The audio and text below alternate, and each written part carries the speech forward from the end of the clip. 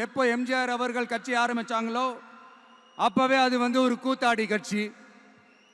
எப்போ எம்ஜிஆர் அவர்களுக்கு பின்னாடி அத்தனை மக்கள் திரண்டு நின்னாங்களோ அப்பவே அது ஒரு கூத்தாடி கும்பல்.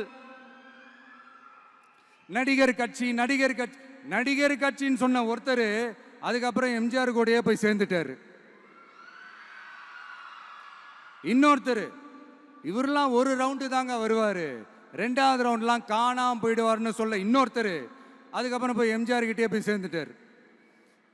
ஸோ இந்த மாதிரி இவங்க ரெண்டு பேர் மட்டும் இல்லை, ஒட்டுமொத்த தமிழ்நாட்டு மக்களும் எம்ஜிஆர் அவர்கள் கூட தானே போய் சேர்ந்தாங்க.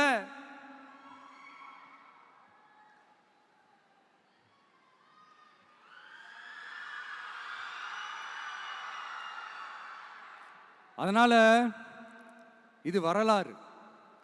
இந்த வரலாறு நம்மளை விட அவங்களுக்கு இன்னும் நல்லாவே தெரியும். அதனால தான் பார்த்தீங்கன்னா 53 வருஷமா அதே கதறல்கள். கூத்தாடி கூட்டம், நடிகர் கட்சி நடிகர் கூட்டம். இப்படி மர்மயோகின்ற ஒரு படத்துல அவருடைய கேரக்டர் பேர் கரிகாலன்.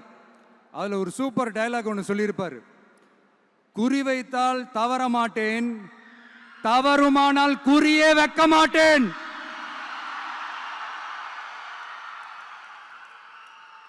இதெல்லாம் யாருக்கு சொல்றோம் எதுக்கு சொல்றோம்னு புரிய வேண்டியவங்களுக்கு புரிஞ்சா நல்லா இருக்கும்.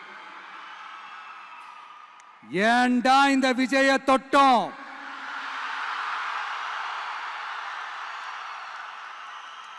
ஏண்டா விஜய் கூட இருக்கிற அந்த மக்களை தொட்டோம் நினைச்சு நினைச்சு நினைச்சு ஃபீல் பண்ண போறீங்க.